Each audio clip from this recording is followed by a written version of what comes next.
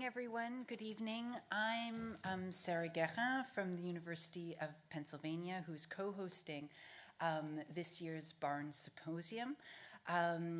Thank you to the whole team here at the Barnes for their wonderful organization of this event. I say co-host, and it is really Alia Piombo who is doing all of the hard work. So I want to begin with a thank you for her dedication to organizing this event, and a welcome to all of the speakers and chairs who are here to support the sharing of cutting-edge art historical research here at the Barnes. So welcome. We will have other introductory remarks tomorrow morning, which begins at 10 a.m. But I will move on to the meat of tonight's supper, which is our keynote address. And I am particularly delighted and honored to welcome Professor Christiane Gruber, Professor of Islamic Art History at the University of Michigan, Ann Arbor, who is one of the most distinguished graduates from the University of Pennsylvania's History of Art PhD program. And so it's really fitting that she is here and accepted to be here to be our keynote speaker. So Professor Gruber's dissertation was entitled, at Penn, entitled The Prophet Muhammad's Ascension in Islamic Art and Literature, 1300 to 1600, with Professor Emerita Renata Halud. And from this dissertation title, we can already foreshadow some aspects of today's lecture concerning the representations of the Prophet in the longue durée of Islamic art history and its contemporary resonances. Describing Professor Gruber's prodigious academic output of 5 books, 4 exhibition catalogs, 11 edited volumes, and many pages of articles and articles, chapters, etc., in English, Spanish, Italian, German, Turkish, and also Arabic, I understand.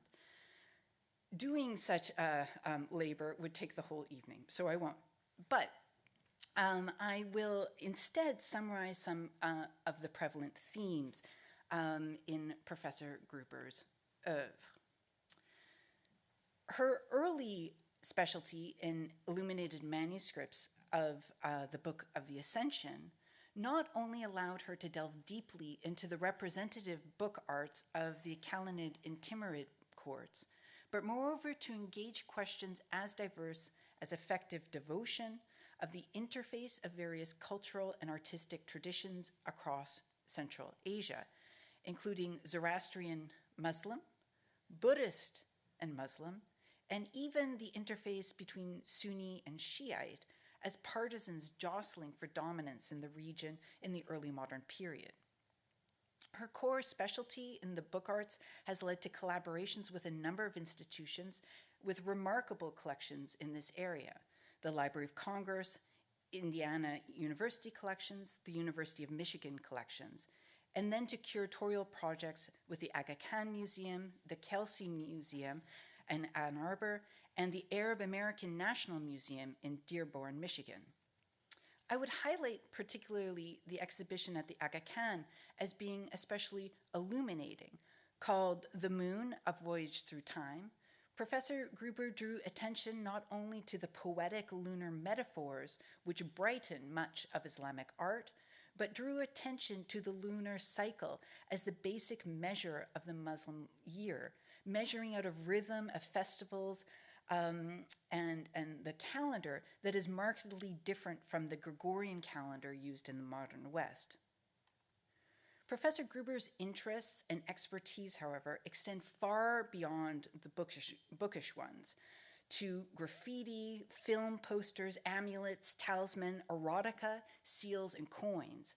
These have all been objects of study, as well as the monumental arts of architecture. Her sensitive cultural analyses are not only applied to the past, but she brings her attention up to the present, not only in terms of modern debates about the history of art, as we will hear tonight, but indeed to contemporary artistic production shaped by the dynamics of today. So, for example, landscapes of 9/11, A Photographer's Journey, or Creative Dissent, Visual Arts of the Arab World Uprisings, dealing with visual reactions to the Arab Spring. For this impressive research program, Professor Gruber has been recognized with a number of prominent fellowships and honors. Allow me to highlight just a few. In 2008, she was a senior fellow at the Kunsthistorisches Institute in Florence. In 2012, the Arnheim Distinguished Visiting Professor at Humboldt University in Berlin. In 2013, a visiting professor at the Sorbonne, a Guggenheim Fellow in 2015. In 2018, an invited lecturer for a distinguished series at the Louvre in the Grand Auditorium. And next year, indeed, Professor Gruber will be the Distinguished Arts and Humanities Faculty Resident at the American Academy in Rome. And I have to say, I'm particularly jealous of this one.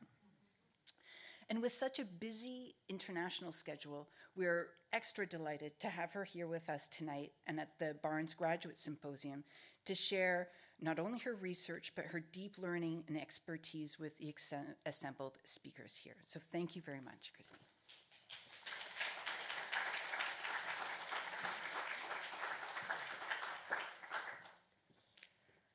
Thank you so much, Professor Guérin. It's a pleasure to be here and finally meet you in person after following your work for many years.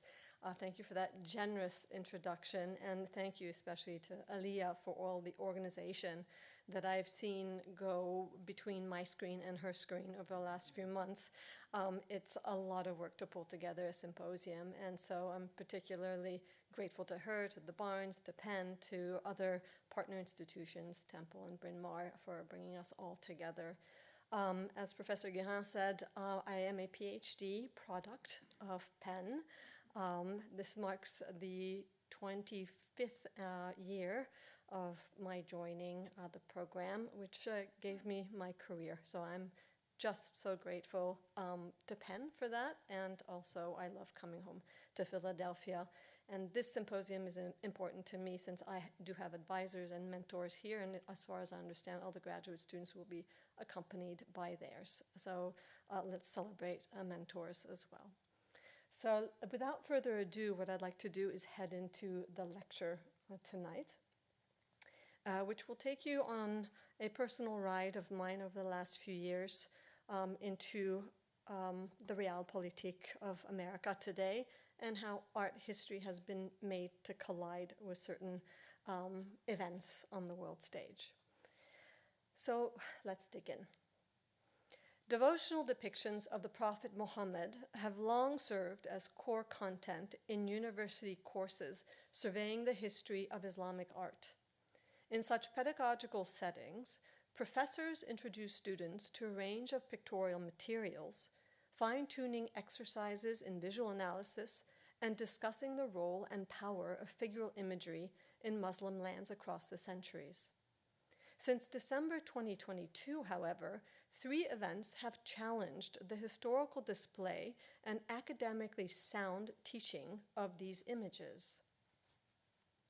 First is the debacle at Hamline University, where top administrators mislabeled premodern Persian and Ottoman paintings of the Prophet Muhammad as Islamophobic, leading to the non-renewal of the sole adjunct faculty member who was teaching art history on this Minnesota campus. Now there's no more art historian. The administrators' overlaying of such images with an unrelenting and unapologetic litany of errors until the present day challenges us with various pietistic superscripts whose ultimate result is the perversion of the historical meanings of Islamic paintings. Instead, such images are riveted into a latter-day politics of identity and rhetoric of exceptionalism that require critical analysis, unraveling, and reconstruction. In addition, such verbal invectives set the ground for further actions, escalating them to include active attempts at censorship and even physical aggression. Regarding the former, that is, censorship, The second incident involved the blurring of digital Islamic images of the Prophet Muhammad in April of 2023, that is, hot on Hamline's heels. At this time, the Asia Society Art Museum in New York City was hosting an exhibition on representations of hell in Asia, which included several Islamic paintings of the Prophet Muhammad interceding on the Day of Judgment, and as you can see here, visiting the chthonic realms. The museum's virtual tour was flagged by a colleague of mine as several Islamic images had been digitally removed, a surprise to me given that I had served as a member of the show's scientific committee as well as curatorial advisor for its Islamic artworks. Bypassing scholarly expertise and consultation, a staff member had made a fear-induced decision, revealing one of the more pernicious after effects of the Hamline debacle.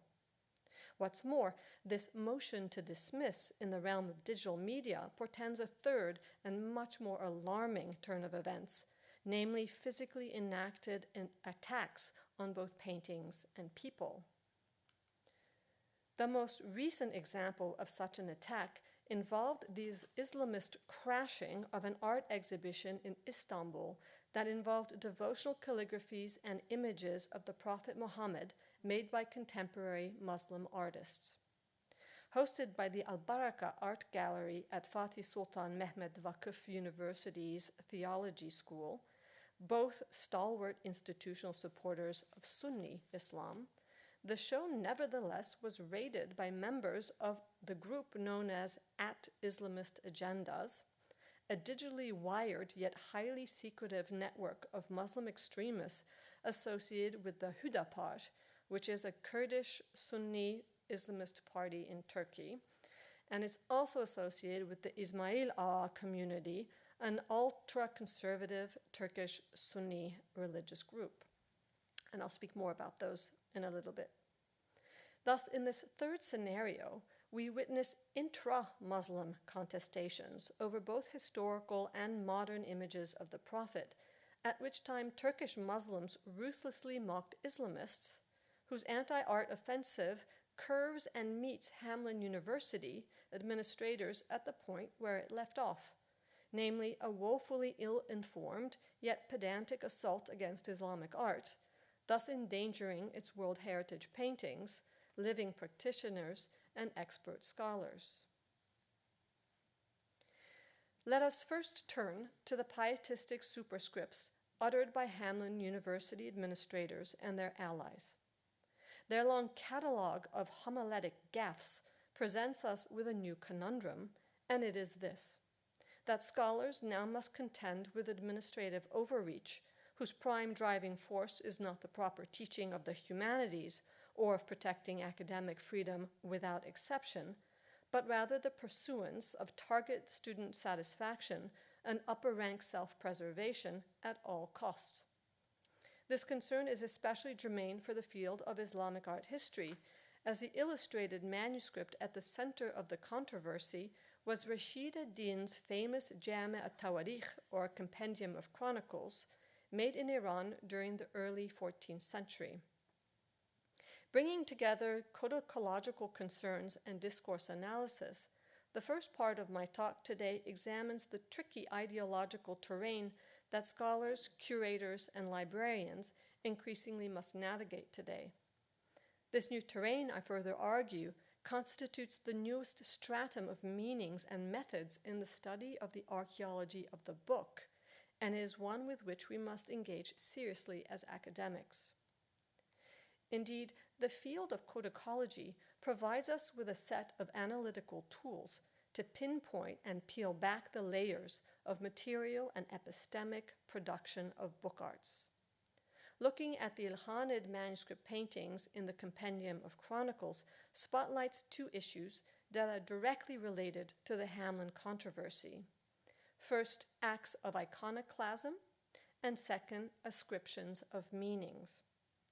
These agglutinations reveal that, just like humans, manuscripts contain rich biographies and bear the marks of time elapsed on their physical selves. In other words, they require a diagnostic approach, or forensis, the term forensis deriving from the Latin word forum, which means in the open court or in public. Indeed, a forensic analysis of the Ilkhanid manuscript and its Hamline superscripts relates to the application of scientific and religious knowledge as these are articulated in the courtroom of public discussion and debate. Turning first to acts of iconoclasm, over the centuries, the urge to remove figural imagery from optical sight has proved a drive concomitant with the desire to visually describe and relay matters pertaining to history and religion. This holds true in many world cultures and faiths, including those inscribed within Muslim registers. As a case in point, the Ilkhanid vizier Rashid ad-Din and the artists of the book atelier he founded in Tabriz, which is in northwestern Iran, consulted and synthesized numerous sources to give both textual and pictorial shape to the Compendium of Chronicles, a magnum opus considered the world's first universal history, as well as a masterpiece of Islamic book arts. Within its overarching global approach, the text includes sections on the history of Islam and the biography of the Prophet Muhammad, which, like the rest of the manuscript, are put to lavish illustration. Among the cycle of paintings can be found a depiction, which you see here, of the persecution of early Muslims, an image that has suffered from iconoclastic destruction over time. Let's take a closer look at it. Here, members of the newly emergent Muslim community are dressed in white, modest garments as they are rounded up by two groups of men who push and torture them and lead them by force towards a bonfire, no doubt to be burned alive unless they reject Muhammad and forsake Islam. Beyond the red-hot flames, on the left, sits an enthroned ruler with his standing entourage. This individual is a man of high standing, perhaps a pagan Arab chief belonging to the Banu Juma tribe. Evidently, the Muslim viewers of this agonizing scene did not leave the pigments untouched. Rather, they were moved into action. They targeted the tormentors, smudging their faces and even excising that of the seated chieftain. In the latter case, the loss of paper, potentially by targeted excision, constitutes a radically intrusive act into the painting. The physical removal of the antagonist, along with other targeted disfigurations, act in essence to neutralize the enemies of pious Muslims, preserving their pristine presence and status instead. This form of rejectionism translates negative emotions into physical action, itself a motor trajectory that eventually threatens the painting's integrality and the folio's preservation within the overarching manuscript. For its part, the painted depiction of the Prophet Muhammad receiving Quranic revelation from the angel Gabriel, also included in the Compendium of Chronicles, reveals no traces of material damage whatsoever. Instead, and as the chapter's heading and textual contents make clear, this painting is intended to show the Prophet at Mount Hira, itself rendered as a rocky outcrop encircling the Prophet, while a winged and crowned angel Gabriel points its finger in a gesture commanding that Muhammad recite in the name of the Lord. From a codicological point of view, this painting remains pristine. Its pigments appear stable, and not a single Muslim viewer or user from the early 14th century until the present day has found it necessary to intrude into, deface, or reject any of its figural imagery. This said, despite its stable condition, this painting of the Prophet and others like it are nevertheless exposed to threats of an entirely different order, namely contemporary written and oral repudiations that couch prophetic imagery as if anathema to Islamic traditions and therefore equivalent to hate speech and blasphemy. These rhetorical sanctions mimic discursively acts of iconoclasm that are embedded within the material realm. The various aspersions against this painting and the former adjunct professor at Hamline University are as follows. After a student complained about the images discussion in the classroom, David Everett, Vice President of Inclusive Excellence, sent an excellent email to all university employees calling the teaching of this historical Islamic painting, quote, undeniably inconsiderate, disrespectful, and Islamophobic, end quote. He and other administrators neither asked for the faculty's pedagogical or scholarly explanation, nor did they consult with those of us with recognized competence in Islamic art history, and here I'm also referring to Google Images. A quick search in Google would have rectified the matter. Instead of seeking knowledge or hosting a campus conversation, both prerequisites of a setting dedicated to learning and debate, they escalated the situation even further, with the university student newspaper, The Oracle, labeling the teaching of this image an incident of hate and discrimination. Aside from the fact that the student journalists did not investigate the situation, the painting's identification as hate and discrimination engages in a threat posture adopting legal lingo while also disregarding its original Muslim devotional context of manufacture and use. Last but not least, VP Everett also went on the record in another article in The Oracle to state that, quote, in lieu, and here I think he means in light, of this incident, it was decided it was best that this faculty member was no longer part of the Hamline community, end quote. It does not take much deductive power to see in this public excommunication that a teacher was removed from potential employ for having shown a medieval Islamic figural painting that in fact was made in praise of the Prophet Muhammad and the Quran, as its accompanying Arabic language text shows. In some sense, this removal from view mimics the intrusive act of cutting out the chief of the Banu Juma tribe and symbolically removing his followers who persecuted the early Muslim community, as depicted in the Compendium of Chronicles. Both maneuvers, whether they be rhetorical or material, painterly or physical, engage in the practice of censure and ostracism, of disavowing and exiling individuals from an agreed-upon community, and of an entity's forceful termination from view and therefore belonging.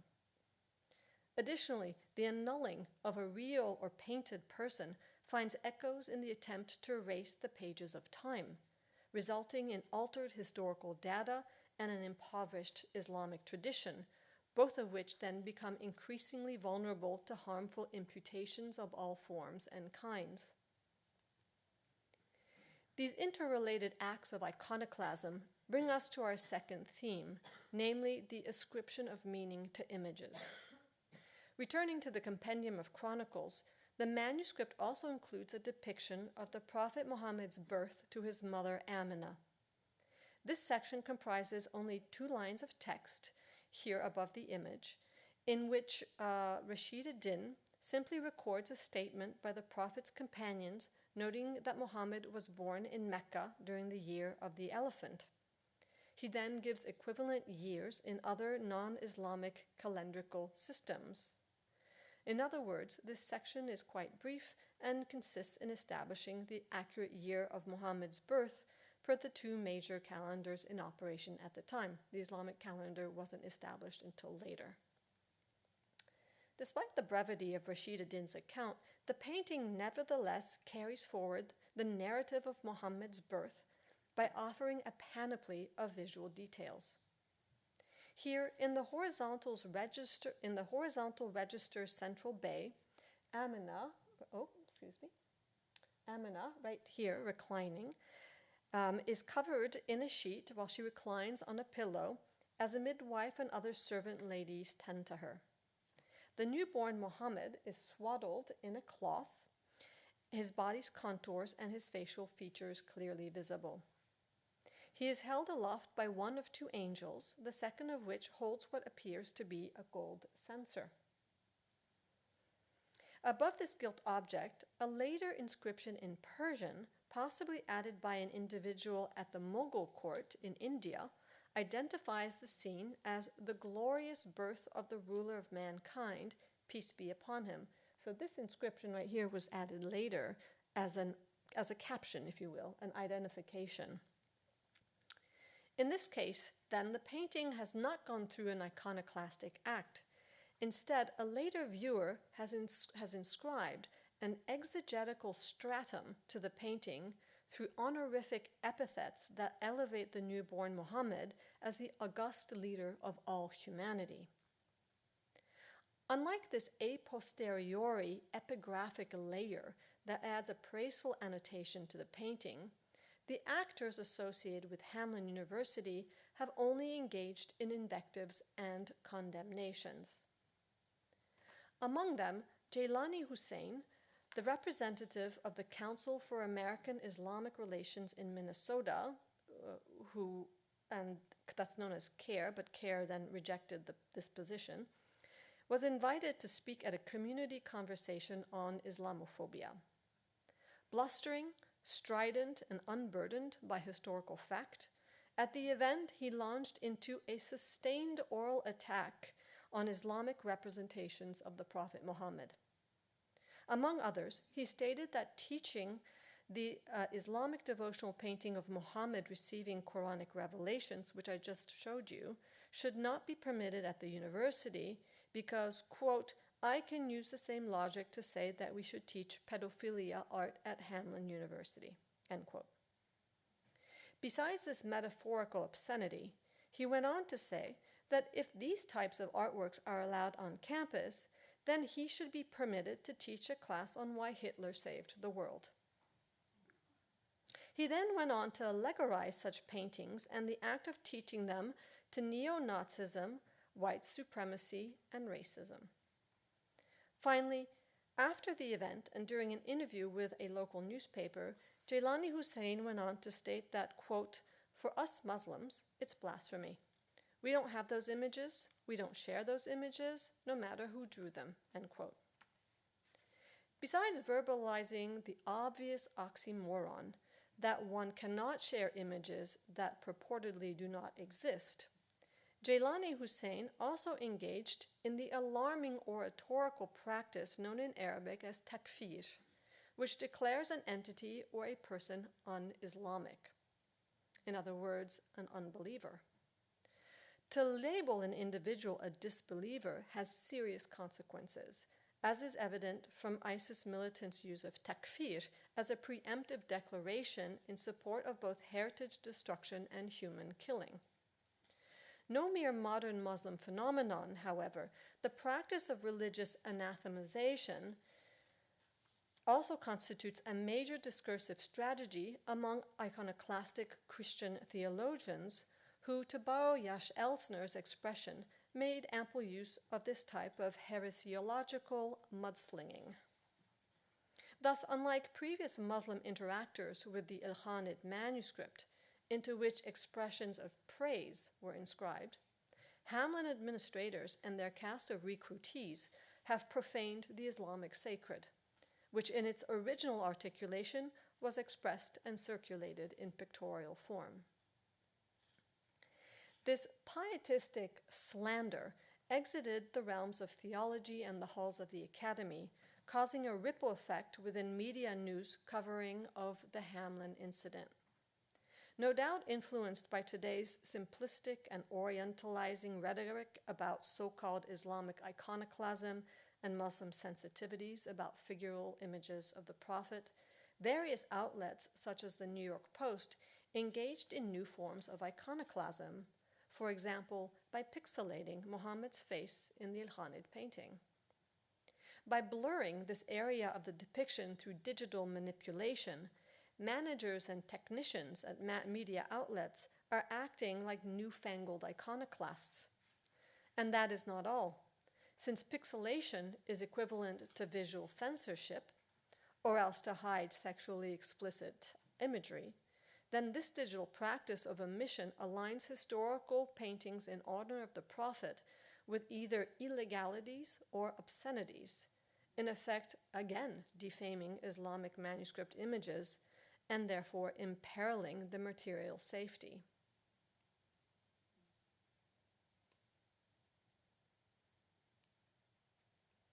So what to do with this Hamline-induced codicological conundrum? I suggest that we openly explore not only its pitfalls, but also, strangely enough, its promises. First comes the fact that all manuscripts are in fact palimpsests. They include strata of meanings, some seen and others not, as well as layers of text, some inscribed onto folios and others hovering above as if speech clouds casting a dark shadow. The scholar must peel back the layers and address each one with a critical eye, including the Hamline actor's recent iconoclastic invectives. Since artworks are voiceless and therefore cannot defend themselves in the courthouse of public opinion, scholars must act as their porte-parole in order to preserve their proper geotemporal context of production along with their material preservation across time. One strategy here is to transcend political polarities and mobilize the middle, all the while reaffirming the power of art historical scholarship to expand student minds and to support care for manuscripts, neither of which comes at the expense of the other. This type of labor identifies historical truths along with their losses, in the hope of identifying that which is tarnished and over-inscribed, but nevertheless can be repaired and made whole again. Which brings us to our second case study.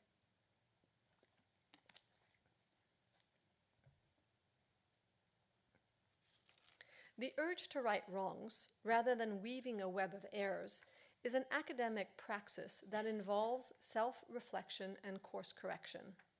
It bespeaks of an epistemological humility that applies to all circumstances and materials in life, including Islamic images of the Prophet Muhammad. Indeed, unlike Hamline University administrators and its acolytes, the Asia Society Art Museum staff went through a similar but eventually settled brouhaha when journalists discovered that its spring 2023 show on hell in Asian art had two of its Islamic artworks blurred in the show's virtual tour, as you can see here. This digital iconoclasm did not, however, occur in the show's published catalog. Besides serving as a member of the exhibition's scientific committee and curatorial advisor for its Islamic lineup of artworks, I also wrote the catalog essay and all of the object entries for the Islamic material, which indeed illustrate paintings of the Prophet without any manipulation or censorship whatsoever. And although the virtual tour obfuscated such paintings for online audiences, they were nevertheless fully visible within the physical gallery spaces, despite some restrictions on photography. Before addressing the digital blurring and visitor constraints, I'd like to provide some basic information about the two paintings that were blurred. The first is a painted folio drawn from a rare and precious manuscript depicting the Prophet Muhammad's celestial ascension, made in Herat, which is in modern-day Afghanistan, around 1430 to 60. Known as Mirajnameh, or Book of Ascension, these types of manuscripts describe and depict Muhammad's greatest miracle, which saw him rise through the heavens, meet prophets and angels, converse with God, and visit heaven and hell. Their sequence of hell images are the most lavish and numerous in the history of Islamic pictorial arts across the centuries, and therefore one example was included in the Asia Society show. In this particular case, the painting serves to illustrate various chthonic notions, such as the Islamic imagination of inferno as a pit of blazing fire, whose gates are protected here by Melik, the angel gatekeeper of hell. And this is the angel Gabriel right here. The rest of the painting serves as an invitation into, the rest of the paintings serve as an invitation into proper Muslim ethical behavior by warning their readers and viewers of the torturous consequences for those who stray off the correct path by, among others, engaging in religious hypocrisy and verbal aggression, two caveats that should ring a bell in our Hamline era. In addition, this manuscript is a masterpiece of Turco-Persian book arts. It is among the exceedingly rare examples of an Islamic religious text devoted to the Prophet Muhammad, written in Chagatai Turkish, which was current in Central Asia during the 15th century. And this Chagatai Turkish language text is not transcribed in Arabic script, but rather in the Uyghur script, which is typically used for Buddhist, Sogdian, Central Asian materials. And here I'm going to jump up because we're talking about Uyghur script and the Uyghurs. Jumping forward some centuries, when we speak of the Uyghur Muslims today, we must contend with their violent repression and mass incarceration by the Chinese government, which also has razed to the ground Central Asian mosques, Islamic shrines, and Muslim sanctuaries. These works of Uyghur Muslim architecture and art, whether it's modern or pre-modern, are thus either demolished or erased from view. In the latter case, for the paintings, the rhetorical and digital smearing of a pre-modern Islamic painting of the Prophet in a Uyghur script manuscript is an act undertaken by a motley of self-appointed authorities within American academic and museological settings. These individuals show ignorance of and even disdain for Islamic history and creative expression in their most capacious, diverse, and inclusive of manifestations. Even more distressingly, such attacks discriminate against a Muslim hyper-minority who lives and whose lives and artistic patrimony are already under existential threat today. Returning to the Miraj Name manuscript, cultural exegetes such as journalists, university administrators, museum staff, and even ChatGPT grapple and defy logic with the widespread yet flawed maxim that Islam prohibits images of the Prophet. Islamic art historians and plenty of Muslims consider this platitude skirting of historical fact, naive in its epistemological expectations, and both othering and orientalist in its approach to complex religious life worlds, both past and present. Within the Asia Society Art Museum exhibit, for instance, a staff member wrote a wall didactic to accompany the Ascension painting, in which they tip their hat to the assumption that such images might be considered by some as sensitive materials, but further explain that they were acceptable in the time and place in which they originally produced. So this is an excellent sentence right here. While these artworks drawn from within the aesthetic traditions of Islam may be viewed differently from a modern perspective, they were created at a time when such images were acceptable within the realms they were made. Excellent. Here, we witness a laudable effort to balance some modern-day Muslim religious sensitivities with an unaltered presentation of Islamic material evidence, a Socratic method of explication that places the prime on logical deduction rather than erroneous induction. Yet, despite the positive animus propelling this didactic, it also displays one major interpretative mistake, namely that the Timurid or 15th century Miraj Name was produced in a Shii Muslim context. Here you'll notice that the label is for two images. We'll see the second later. One made in Central Asia in the Timurid period, so 15th century, and another made in Iran during the Safavid period, both Shii Muslim contexts. Islamic art historians, excuse me,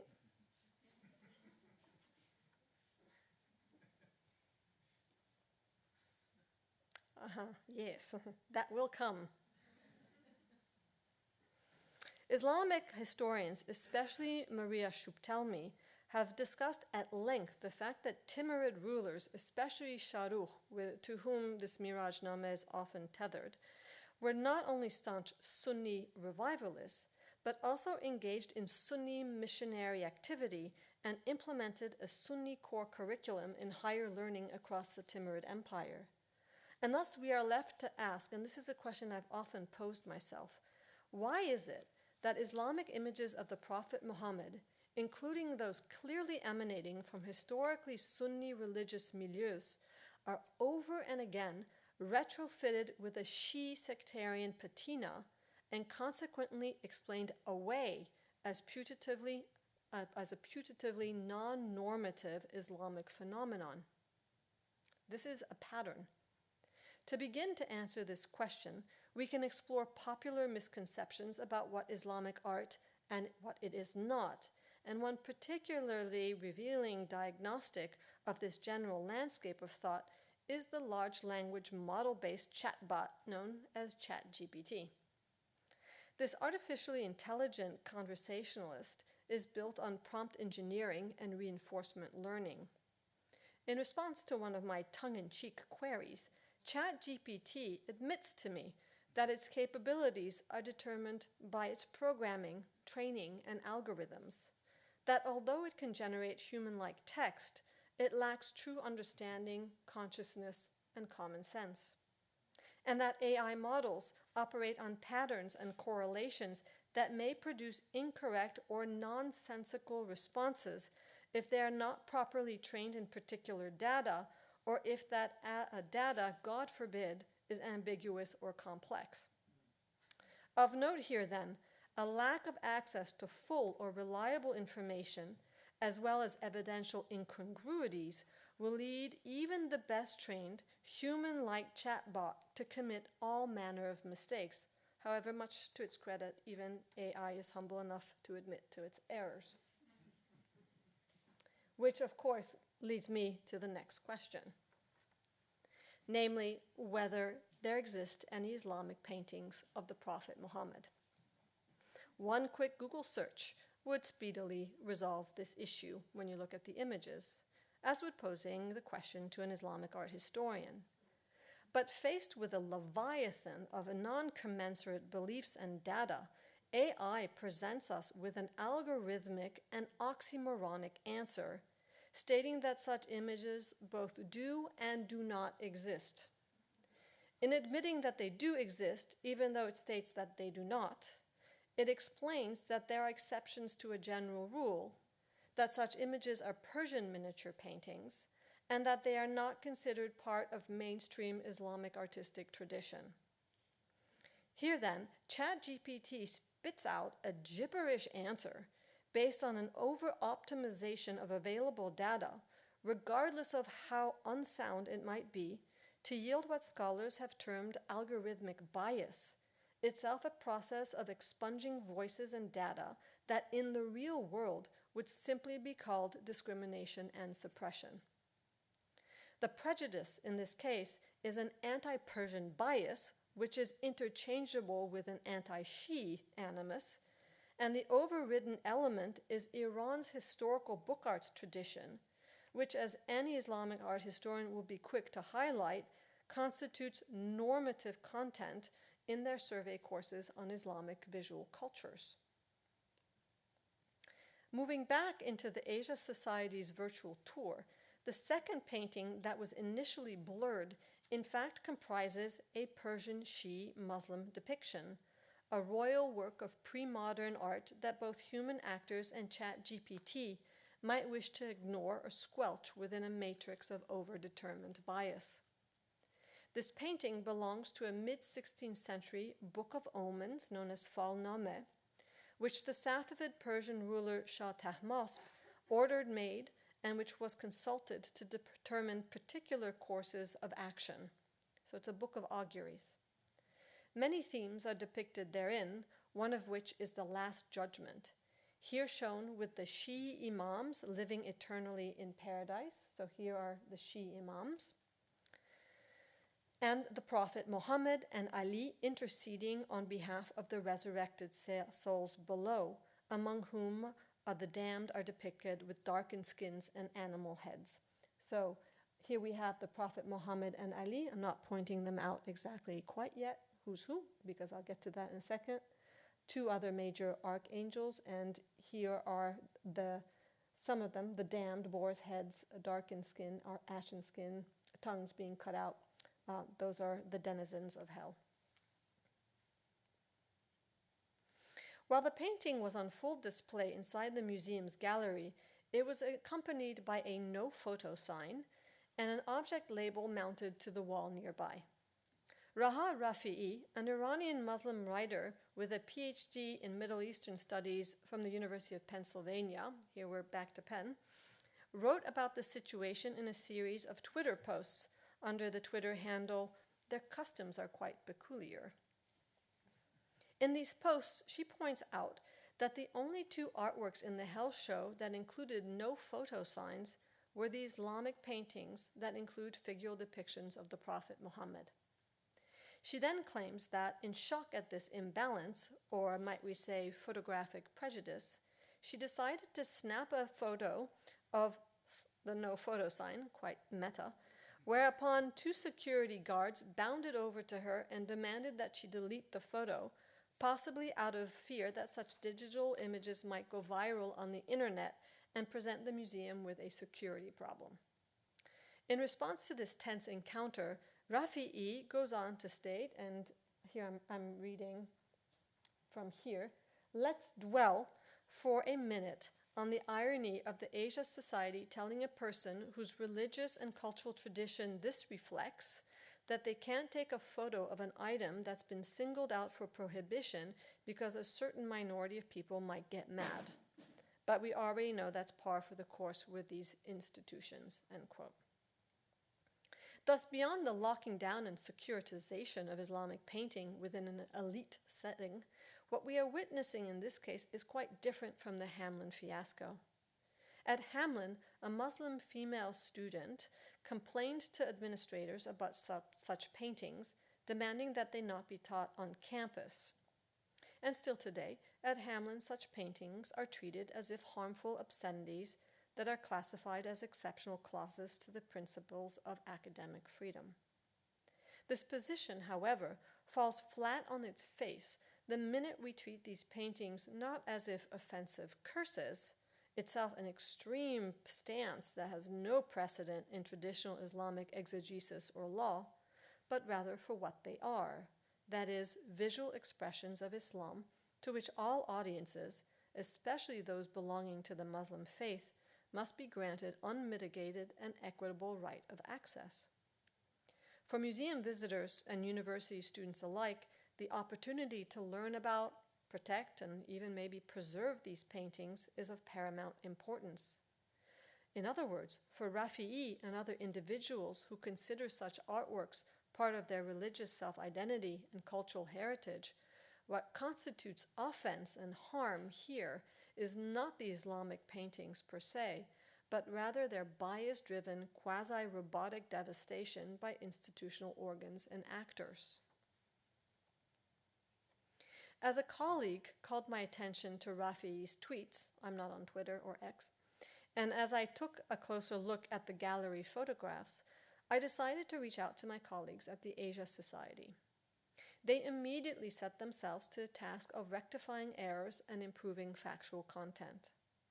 Among the corrections was the last judgment label which they wrote, and which incorrectly stated that the standing figure in the center of the painting is the Prophet Muhammad, so this here is identified as the Prophet Muhammad, and that the seated individual is Imam Ali, so his son-in-law and cousin, right here. It is understandable how such an interpretation might come about, as first one would assume that the largest and most central protagonist might be the Prophet Muhammad, and second, it is hard to distinguish Muhammad and Ali because both of them have flaming halos and their faces are camouflaged by white facial veils, a double pictorial strategy of depicting the numinous and its secreting away typical of Safavid painting. And thus, if an individual professing earnest belief in a putative Muslim orthodoxy put themselves to the task of censoring this representation of the Prophet, they simply could pixelate or blur the central figure. Get rid of the Prophet Muhammad standing here, and then you're done. And yet, such an individual would be sadly mistaken, as the standing figure is not Muhammad, but Ali, and the seated figure is not Ali, but Muhammad. Islamic art historians and their students can distinguish Muhammad from other protagonists thanks to his prophetic hair plates, which you can see right here. These are his distinguishing features, among others. And these are described in Islamic textual sources as being either 2 or 4 in number. And you can also recognize the Prophet Muhammad thanks to the green banner of mercy, known as Liwa al-Hamd, which is raised on the day of resurrection and under which the Prophet Muhammad provides intercession for his community. And here is the banner of mercy, a key object attribute of the Prophet Muhammad.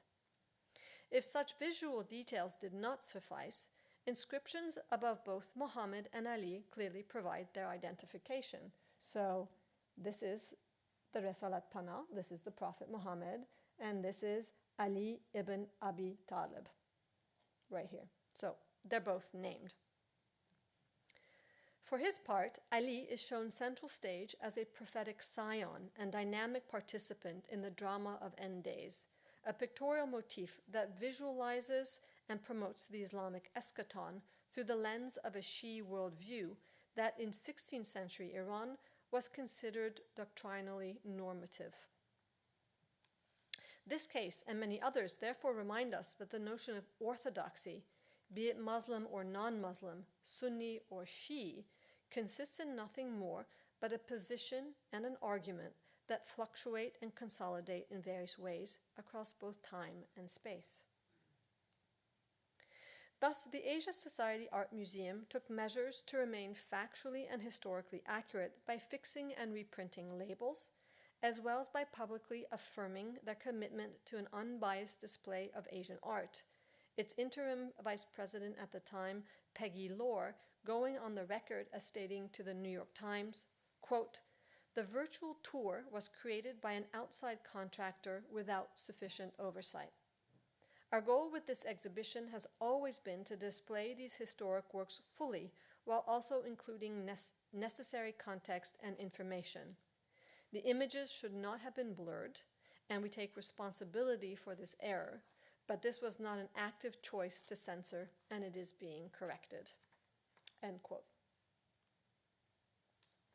And indeed, one individual's initial decision to blur the images was eventually rectified. Today, the 2 Islamic royal paintings are back up online on equal visual footing with the other Asian works of art in the Hell Show, though I believe the no photo sign stayed up until the end. At first, this symbolic loss of Muslim artistic heritage through its digital dissimulation most likely resulted from a hasty and fearful reaction to the fiasco at Hamline University, revealing the contagiousness of negative emotions within bureaucratic contexts. But then at the museum came a negative Muslim counter-reaction to such censorship, which was then followed by fact-checking and reflection, the act of seeking out of scholarly knowledge and correction, and finally a recommitment to the task at hand, namely the pursuance of truth above and beyond presumption and partisanship. This form of self-repair embraces a wide world of Islamic complexities, positing itself against the practice of removing ambiguous data that forms the prime modus operandi of both chatbot and dogmatist. The first 2 incidents took place in American secular institutions, whose official internal spokespeople were almost exclusively non-Muslim. However, these types of contestations over Islamic images of the Prophet Muhammad have also occurred in Islamic lands. Such was the case for an exhibition that was held 2 years ago at the Al-Baraka Gallery in Istanbul, Turkey, which was crashed by militant Turkish Sunni Islamists who pitted themselves against devout Turkish Sunni Muslims. The show's title was Orphan Pearl, the Prophet Muhammad in Our Art. Orphan Pearl meaning singleton pearl, there's only one like him. The host institution is a university gallery dedicated to traditional Islamic art, and its principal funder is part of the Al-Baraka banking group, which promotes itself as Sharia compliant as a bank. The Turkish main media covered this exhibition, which included 56 works by 45 artists, all in reverence to the Prophet Muhammad and engaging pre-modern Islamic religious art. As one article among many highlighted, quote, during the opening of the exhibition, Professor Dr. Mehmet Fatih Andı, the rector of Fatih Sultan Mehmed Foundation University, emphasized the significance of love for the Prophet among Muslims. He stated that each of the artworks in the exhibition was created with this love. He continued, saying that the Prophet in our art exhibition is a tangible form of salutation to the Prophet Muhammad. He then stated, through this exhibition, we demonstrate our devotion or attachment or affection, the word in Turkish is bağlılığımız, has multiple valences, to the Prophet Muhammad, and how we can exalt him through the medium of artworks. This Sunni Muslim-led show instated reverence, devotion, affection, and exaltation of the Prophet displayed approximately a dozen figural paintings, which drew upon revived and creatively adapted Persian and Ottoman illustrated manuscript traditions. Because of time constraints, today I will focus on only one example of this form of Islamic neo-traditional art, and it is a painting by a Turkish Muslim artist whose name I don't feel the need to share, but she does wear the headscarf. She's a pious Muslim woman. And it represents the Prophet in seclusion. Shown with his back turned to the viewer and his facial features obscured by his depiction in the repoussé technique, Muhammad here genuflects on a prayer carpet as a flaming gold halo emerges from his body. The ovoid-shaped cave, which you see right here, within which he kneels, also radiates light into the cloudy blue sky, where a pair of faceless angels hover in glory. In the accompanying entry of the catalogue, which was withdrawn from publication at the last minute because of the Islamist attack on the show, the artist mentions that for her composition, she was inspired by the Siyer-i-Nebi, or Life of the Prophet, an Ottoman illustrated manuscript that narrates and depicts Muhammad's biography. The Siyer-i-Nebi, or Life of the Prophet, is famous today in Turkey because it is the largest and most lavishly Ottoman illustrated manuscript in existence. Commissioned by the Sunni Sultan Murad III in 1595, this royal multi-volume marks the zenith of pre-modern Muslim devotional art in figural form. Many individuals in Turkey are familiar with this masterpiece, just like the Book of Kells, for example, as its paintings are included in survey books of Islamic and Turkish art, and it is also the subject of a 1984 monograph study by Zeren Tanındı, which you see here below, which you can still purchase today in Turkish bookstores, in the streets, and online. The artist here appears to have consulted this classic tome in the field of Islamic art history, using the Siyer-i-Nebi paintings as source material for her own practice. So this is historically driven artistic practice. In this instance, she was inspired by cave formations and their pastel color palette, as well as the Prophet's prayer posture, green robe, turban top, and flaming halo.